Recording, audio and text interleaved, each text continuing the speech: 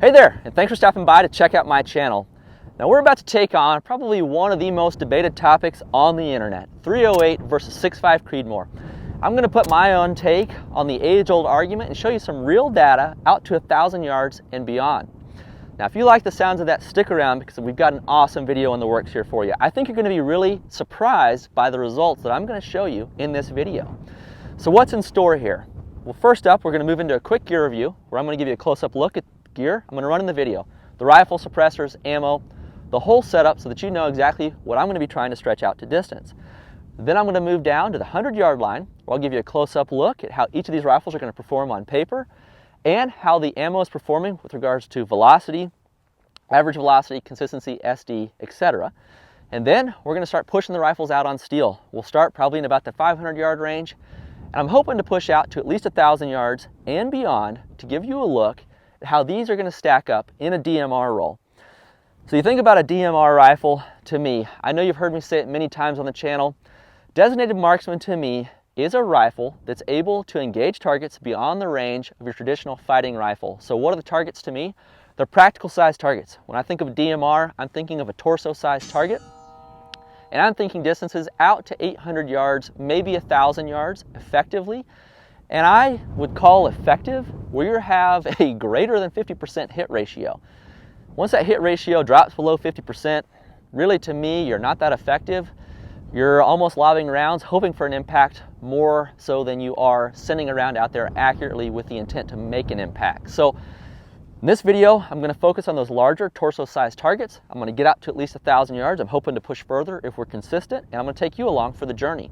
If you like the sounds of that, let's move into a gear review. Before we take a close-up look at the gear we're going to shoot in this video, I want to bring you inside my man cave and show you how I'm organizing my gear. I've got to give a shout out to Hold Up Displays for giving me the opportunity to install this gun wall, as it has really transformed my man caves. Looks awesome, but also organizationally has really improved my process to get ready to go to the range. Now you think about the process prior to this wall. I had all of my rifles, optics, accessories stuffed into my safe. So if I had a video idea, I was pulling gear out, pulling optics out, hitting my reloading bench to swap things around and get the configuration I want, put it in the pickup, head to the range, only to find on probably more occasions than I care to admit that I had forgotten something that I needed for that trip. If that was a once-in-a-lifetime hunt, you'd be up the creek or you'd be trying to buy some last-minute gear, which can get very expensive. So mistakes due to poor organization do happen. I'm sure they've happened to many of you. They've happened, again, to myself more times than I care to admit. So certainly installing this Hold Up Displays gun wall looks awesome. It has transformed my man cave for the better. I've had buddies come over and say, dude, your place looks like a gun store. Looks awesome the way you've got all the kit laid out on the wall. Really easy to access, but the value for myself has been the organization that this wall has offered. So you think about maybe this video where I'm shooting 2 different rifles, 2 different scopes, rangefinders, suppressors, etc. This gun wall makes it really easy to pull my gear out of the safe, display it on the wall at eye level where I can visually inspect quickly and easily to make sure I've got what I need. Make sure that turrets are zeroed out on scopes. Make sure I have bipods installed. As you can see here, I don't have the bipod on the ECC here. That's something quick and easy that I could visually identify and make sure I had that before I hit the road. So again, appreciate Hold Up Displays. They have transformed my man cave for the better. The organization on this wall, there's shelving, there's gun racks here, there's scope trees where I store extra barrels and suppressors, etc. You can really customize this wall. All you have to do to get a wall is send them the dimensions of the space that you want to display, and then they'll send you over an email file of what the options could look like for you.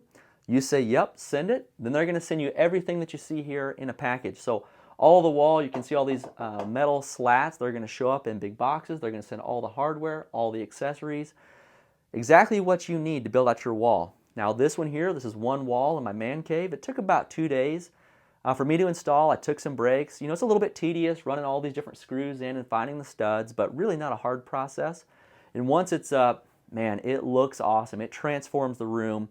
It makes my get ready to go to the range process so much quicker and easier, and has reduced my errors of forgetting things because now I have a way to quickly and easily visually identify my gear before I load it in the pickup and hit the road. So if you're interested in transforming your man cave or your gun space, check out Hold Up Displays gun walls.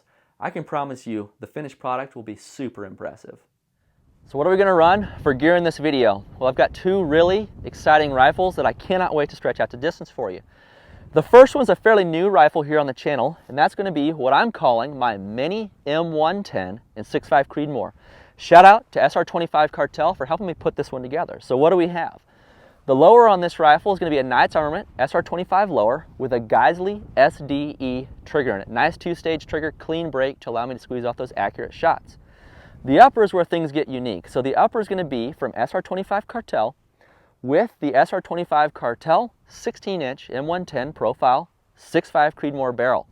Something like 1 and 7.5 inch or 7.7 inch twist. So pretty fast to allow me to shoot some heavy bullets, which we'll talk about in just a second.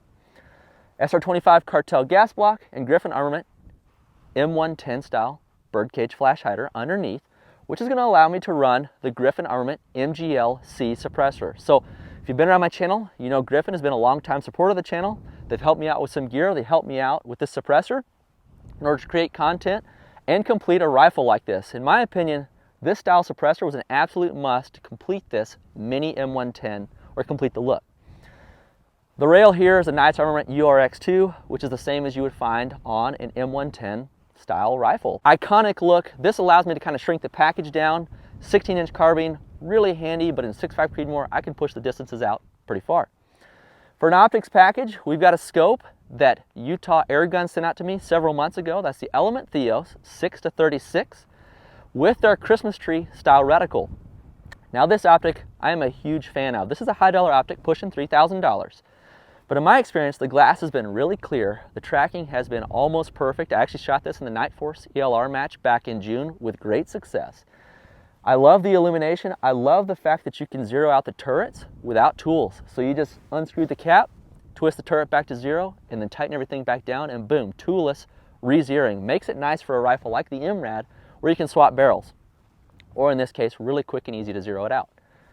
Now this scope is 36 power versus this is only 25. So for this video, I'm going to make sure I never go above 25 power with this scope, and I'm going to try to shoot similar power when I run these side by side for each segment. We're in a Griffin Armament single piece mount, and up top we've got my Impact 4000 from Vortex for laser range finding and ballistic data. So you'll see me throughout the video using this to get my ballistic drop information to take my shots. For a bipod to be apples to apples, I'm running the MDT single pull SkyPod on this rifle, and you'll see the MDT double pull on the 308.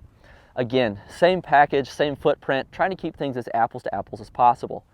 The final piece of this package will be the bullet. So I'm running hand loads. We're running the 144 hybrid from Berger in this rifle, and you'll see how it's going to perform at 100 yards. That's quite the successful bullet. I know you've seen many people running Berger bullets with success. This is the 144 hybrid. The SR25 Cartel guys let me know that this barrel is going to shoot those heavy bullets quite well. 144s, 153, so I decided to give the 144 a try. That BC and velocity mix seemed to work well out of the 16-inch barrel to be able to shoot out to distance, and you'll see that here in the video. For a 308, we're going to run my Knights Armament SR25 ECC factory rifle. So this is going to be a 308 rifle. I got this back in like 2014, 2015 time frame. Factory gun. It's equipped with the Geissele SDE trigger. So same trigger in the rifle to give me that crisp, clean break. For suppressor up front, we're running the Knights Armament CRS, I believe it's the PRG or PRT.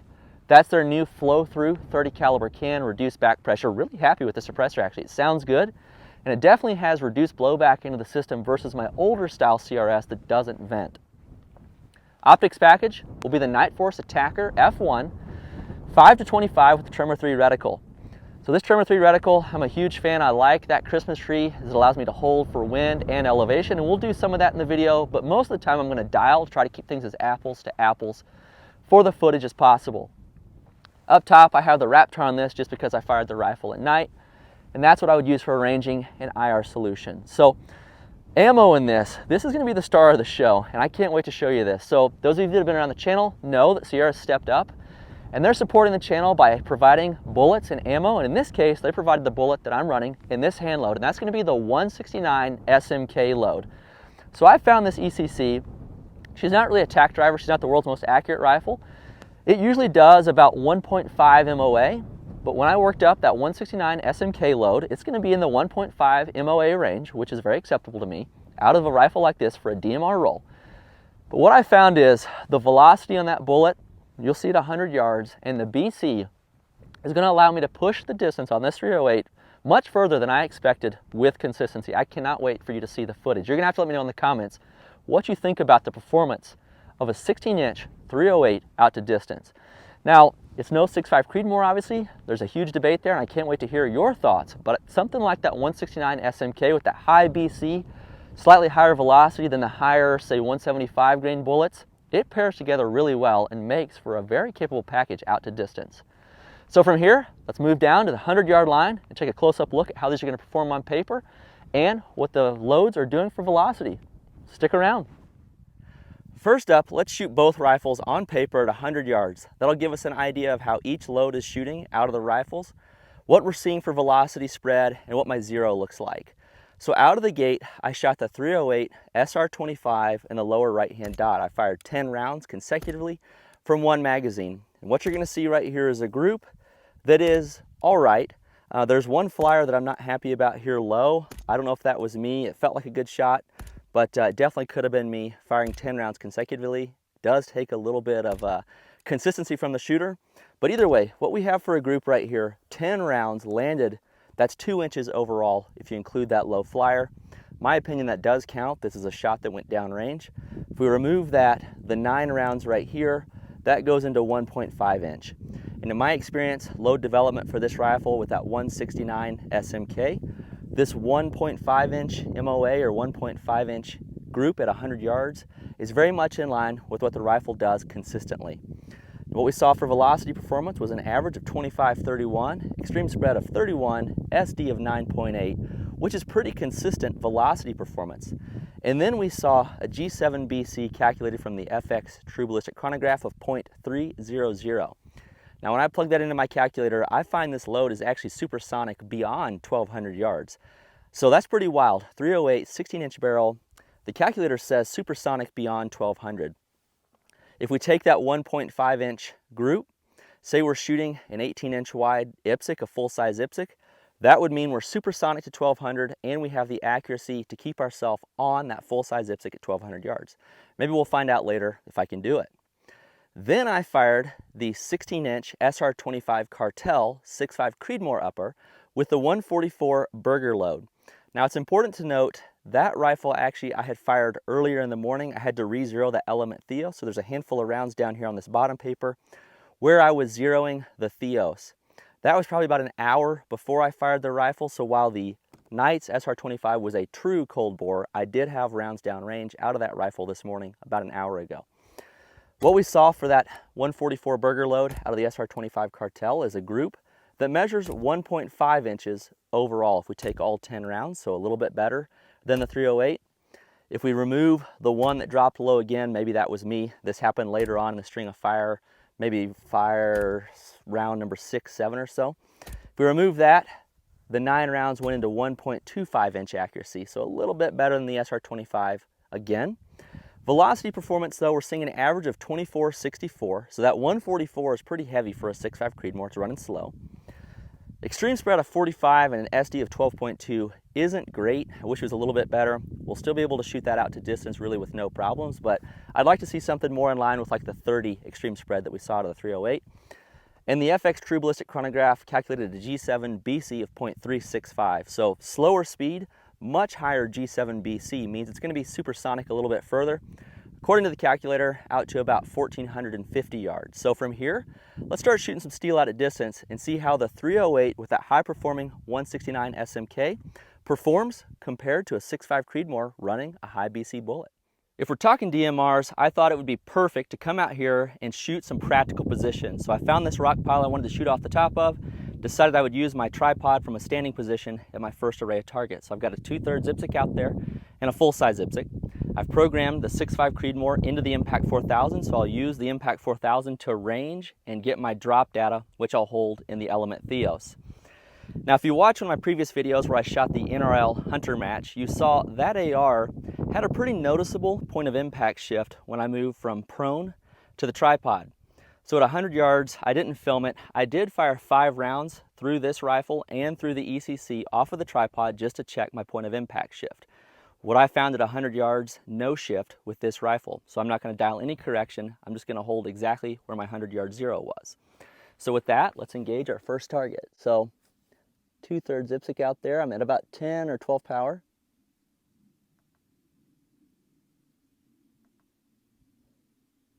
.560 yards is calling for 3.9 mils. And I'm just going to hold that. And wind-wise, feels like it's coming from my back. I'm going to favor just right edge.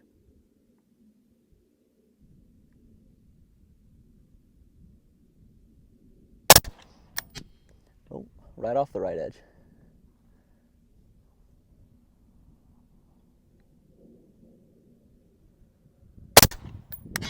Impact.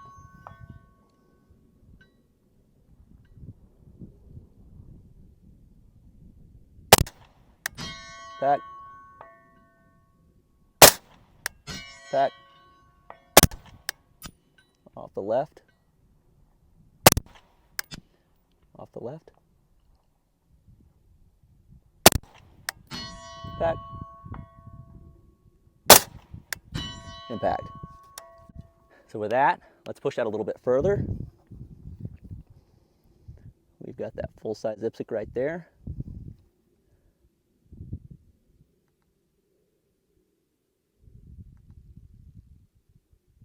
.630 is calling for 4.6. And I'm not going to come off the plate.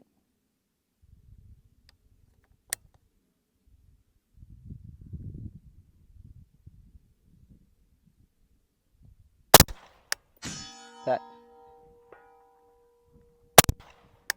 Pack. Pack. Impact. So, seems like 4.6 mils is spot on at 630. Now let's swap over to the ECC and give it a try on the same targets from this position. Let's give the 16-inch 308 a run on the 2/3 IPSC at 560 and the full size at 630. Now when I shot this at 100 yards off of the tripod, moving from front support to rear support, I did notice my point of impact dropped about 0.3 of a mil low, so I'm going to go ahead and dial up 0.3. That's going to correct my zero back where it should be when I'm on the tripod. From here, I'm going to hold my data for my shots out there. So the target out there at 560 is calling for 3.8 mils, and then the 630 is calling for 4.6. So let's go ahead and hold 3.8 and see if we can connect. Check my cameras on. 3.8.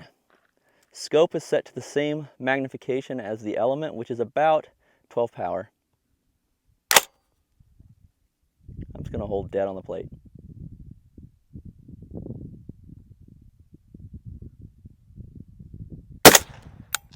Impact.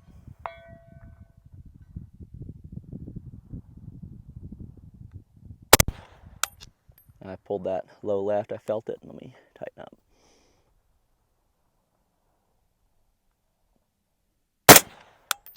Pack. Pack. Pack. Now let's go find our full size over there at 630. 4.6 mils. I'm going to go dead on the plate.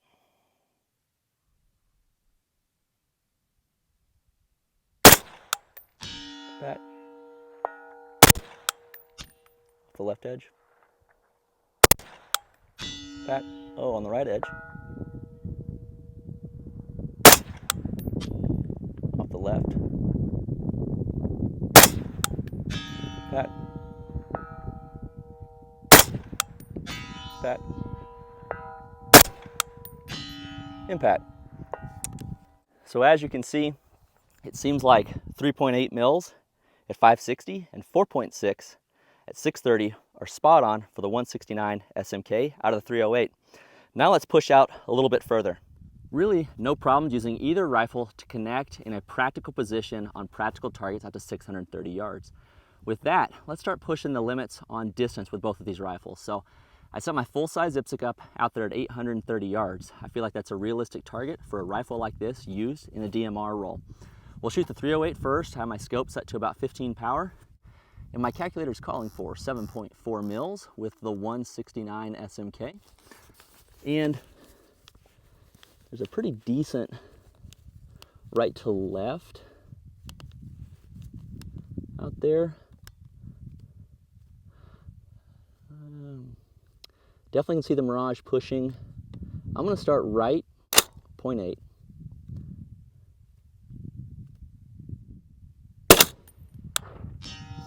That.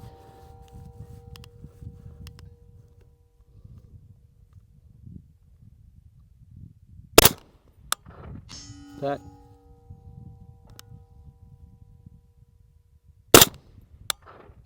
That.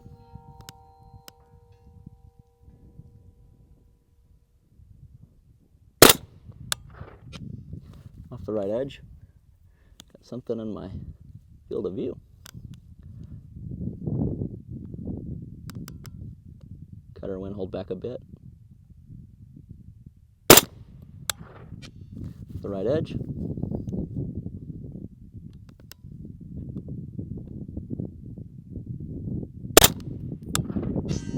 Back.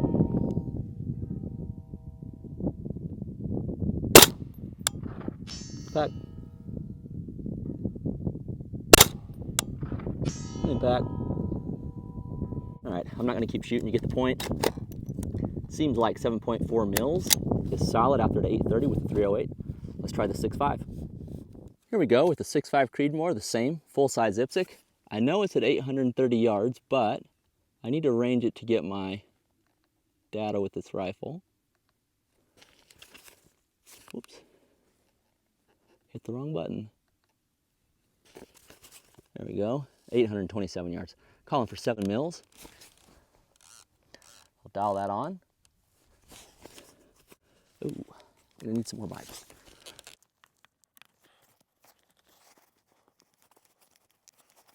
Okay, there we go. And remember with the 308, I was holding like 0.4 right. So let's do the same.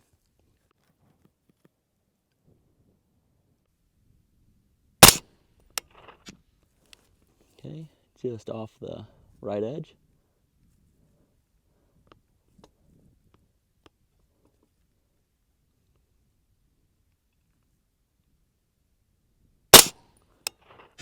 Back.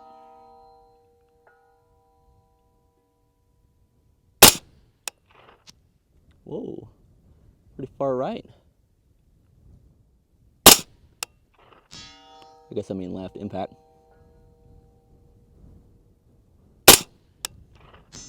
Pat.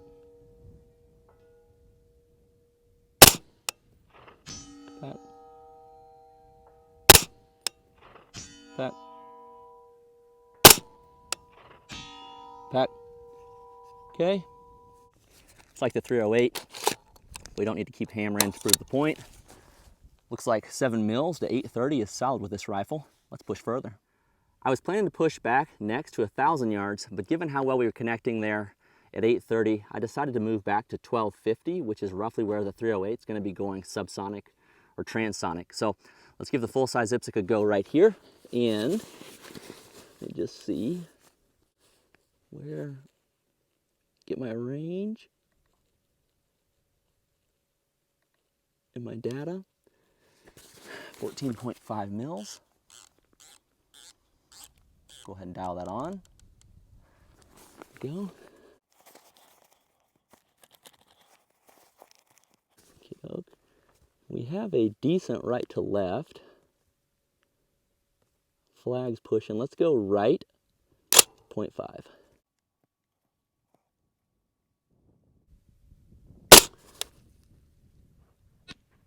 Oh wow, that's over there like at 1 mil.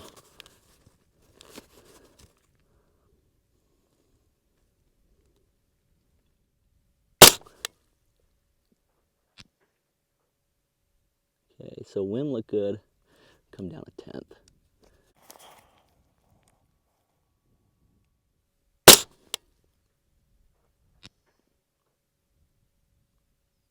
Come down 2/10. I'm gonna bipod deeper in the ground. There we go.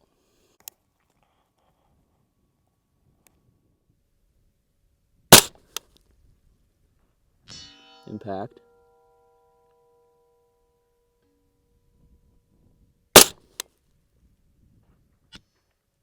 Okay, just off the right edge.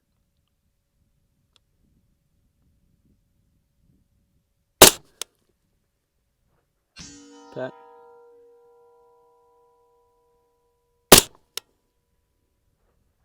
Impact.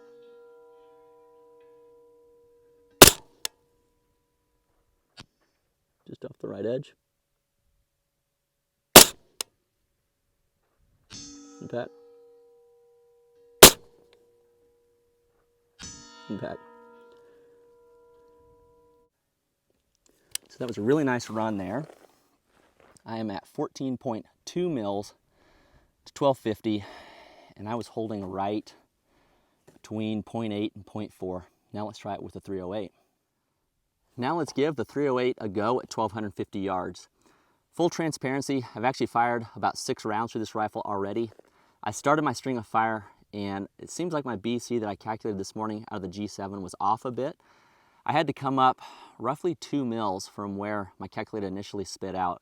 It called for 14.8, but to get on the plate, I'm actually at 16.7. So I figured for viewing experience and for data, it was better just to start over fresh now that I know roughly where I need to be. So 308, 16.7 mils, full-size IPSC, 1250 yards. And seemed like maybe wind, I need to be about 1 mil to be on the plate. Really tough conditions right now with the sun right in my face.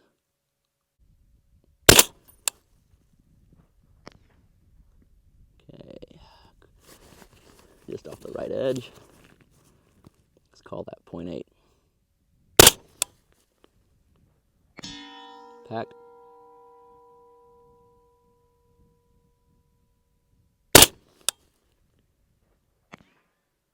Off the right edge. Impact.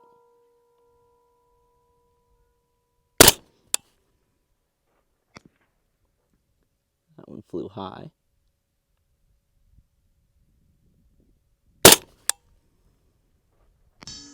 Impact.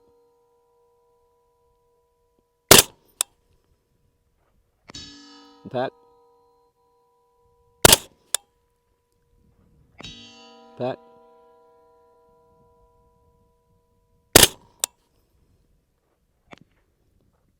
Just off the left.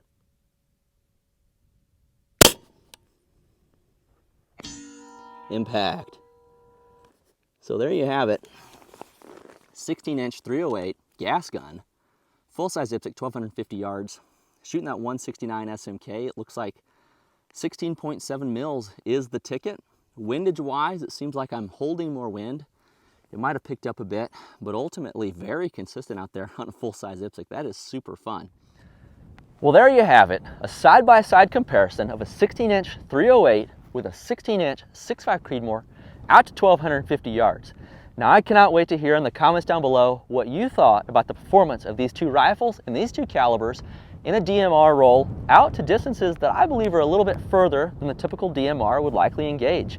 I'm really impressed with the performance of this 308. That 169 SMK with consistency out to 1250 yards is impressive out of a 16-inch barrel. So let me know your thoughts.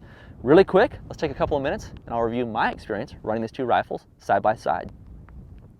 So out of the gate, we moved down to the 100-yard line where we saw the 6.5 Creedmoor rifle shoot a 10-shot group, about 1.5 MOA, with 9 of those rounds going into about 1.25. So beautiful accuracy out of this rifle with the 144 Burger.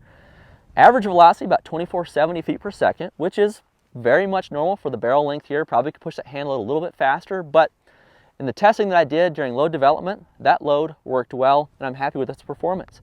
Extreme spread was a little bit high at 45 with an SD in the low teens. I'd like to shrink that up a little bit. I'm actually thinking I might swap over to the 153.5 Burger hybrid. In the testing that I've done, it gave a little bit better extreme spread, but I didn't have enough of those to shoot on video. So ultimately, accuracy-wise, I'm really happy with how this package is performing. Call it 1 to 1.5 MOA for a 10-round group. That's pretty solid, giving me fatiguing as a shooter. 100 yards for the ECC, not quite as good. 10 rounds into 2 inches. We had that one flyer that dropped low. 9 of those rounds into 1.5 inches. That's very much normal for what I see out of this rifle. I'd call this a 1.5 MOA rifle with something like a 168 or a 169 grain bullet. Velocity performance on this was pretty solid, average of 25-30 with an extreme spread of about 30, which is very acceptable, and as we saw in the video, allowed me to shoot out to distance, no problem. I moved out to a tripod there at 560 and 630 yards, and this is where things got really interesting to me. What I saw at 560 yards is the 308 16-inch with the 169 SMK actually had 0.1 mils less drop than the 6.5 Creedmoor. So the 308 was actually flatter shooting out to 560 yards. Then at 630, we saw the same elevation, 4.7 mils. And to me, the experience shooting both rifles off the tripod was very similar. While the 308 probably has a little bit more recoil and a little bit more movement, it's really not unmanageable, especially if you're used to shooting 308 gas guns. Really a very pleasant shooting experience out of this rifle. So I can't say that one was easier to shoot off of the tripod than the other, but what I can say is the 308 held its own there. Same drop out to 630 yards, no problem connecting with either rifle. From there we moved out, full-size IPSC at 830 yards, and we went prone. And again, I'm really happy with the performance out of each rifle. This is where we did see a slight advantage transition over to the 6.5 Creedmoor. So elevation on the 6.5 Creedmoor was 7 mils versus 7.4 mils out of the 308. But you got to let me know in the comments down below, how many of you expected a 308 to only require 0.4 mils more elevation at 830 yards versus a 6.5 Creedmoor? That was pretty nuts to me. When I saw it in the calculator, I kind of questioned it. I'm like, man, I got to put some rounds down range to see if that's true. And we saw it. The 308, the 6.5, they both connected 830 yards on a full-size IPSC, no problem, beautiful performance. Very capable, in my opinion, as a DMR style rifle on that type target at that distance. From there, I got pretty confident and decided, let's skip 1,000 yards. If you want to see how these perform at 1,000 yards, check out the next video that's going to drop after this, my DMRs After Dark, where I'm going to shoot both of these rifles off of tripods, full-size IPSC at 1,000 yards. Pretty pumped out how that video is going to come together, and that'll give you a look at the 1,000-yard performance out of these rifles. But during this video, I got confident, moved out to 1,250 yards, and this is where things got pretty nuts to me. So the 6.5 Creedmoor, as expected, we made our impacts, fired 10 rounds out there, connected 5 times, light recoil, no problem spotting my impact, so something like 14.2 mils, if I remember correctly, out there to 1,250 yards. I was happy with the performance out of this rifle. I shot it first. Next up was the 308, where I wasn't exactly sure what to expect. I've never shot a 16-inch gas gun at 1,250 yards. And according to the calculator, the initial pass called for something like a mil more of elevation, but off camera I fired and I was way low, so I had to come up. I ended up making my impacts at something like 16.8 or 16.7 mils, if I remember correctly. So the 308, yes, it was more drop by over 2 mils, but the crazy thing is, if you watch the footage, 6.5 Creedmoor, I went 5 for 10, so 50% hit ratio. This rifle actually made 6 impacts, 60% hit ratio with a 16-inch 308, 1,250 yards. I believe that success is owed to that 169 SMK. That's an impressive bullet, pairs really well. I'm really excited about that bullet. And you're going to see me shooting in a lot more footage because I'm really impressed with how it performs out of these shorter barrels. So ultimately, the 6.5 Creedmoor made the impacts, got out there flatter, probably had a little bit less wind. But that 308, it shocked me. I can't wait to hear your thoughts in the comments down below. Again, shooting experience-wise, both of these rifles from the prone are very manageable. 6.5 Creedmoor, a little bit less, probably movement and recoil, but both of them, really no problem spotting my impacts, plenty of splash out there in this dry ground to make my corrections and make my impacts, and I believe we showed that quite well. So let me know in the comments down below what you thought about the performance of these two rifles. In summary, I tell you what, I went into this video thinking that the 6.5 Creedmoor was just going to absolutely smoke the 308. And I believe that is maybe the case at 1,250 yards when it comes to drop, but you review the footage, the energy on target, it seemed like both of these were putting quite a bit of energy on target. And according to the calculator, the 308 is actually more energy on target until you get out to about the 800 to 1,000 yard range. So energy-wise, the 308 is right there. Drop-wise, the 308 is right there. I know I'm shocked with the performance of this 308. That was my big takeaway here. Again, shooting experience-wise, to me, they're very similar. A little bit of an advantage to the 6.5 Creedmoor due to the lighter recoil, less movement. But overall, if I had to choose one, or actually, had you asked me prior to filming this video, if I had to choose a DMR caliber, if I only wanted one rifle, I would have said 6.5 Creedmoor. And I'm probably still leaning that way. But I tell you what, after shooting these side by side and seeing the data for myself, I do believe 308 is a very viable caliber, especially maybe you don't have 1,250 yards. Maybe you're only shooting 600 or 800. 308 definitely still has its place. That's the thing that shocked me here. You think about 308, ammo is very available. Usually it's priced maybe a little bit better than the 6.5 Creedmoor. There's a ton of reloading components. 308 to me still has a place. I think it's just got to be paired with a new modern bullet like the 169 SMK to really capitalize on its capabilities. So that 169 SMK, a little bit more velocity out of this rifle, about 50 feet per second faster than it runs the 175s, with a much higher BC. So the BC on the 169 SMK was something like 0.291 for a G7. That is actually up in 6.5 Creedmoor G7 BC territory. I've actually shot 6.5 Creedmoor bullets that have G7 BCs in that 0.29 to 0.3 range. So I think that really that bullet is what allows this rifle to perform the way it did. So let me know in the comments down below. With that, let's go ahead and wrap up. If you've made it this far, I appreciate you taking the time to watch my video and stick around. I'd like to ask you to help me grow this channel, and there's some really easy ways to do that. The first off being, check out the follow-up video that I've got coming after this one. If you are interested in seeing these rifles and how they perform after dark out to 1,000 yards, check out what will be called the DMR's After Dark video, where I'm gonna run these through their paces with their nighttime setups and show you what they're capable of on a full moon night. It was a ton of fun, and I can't wait to share that video with you. So watching my videos will help grow the channel. Like them, comment down below. I love engaging with you in the comments. Maybe I can help you with your decision on a rifle to purchase or any of the gear that you see here. Most impactful though is subscribe. When you subscribe, you're letting YouTube know you want to see more content from me. It energizes me and excites me to create new content. I'm on a mission to get to 100,000 subscribers, and I want to ask those of you that have been watching my videos and my channel for some time but are not subscribed, do me a solid, hit the subscribe button so that you're in line for my next video drop. From there, if you made it this far, appreciate you taking the time to watch, and I hope you'll join me in my next video.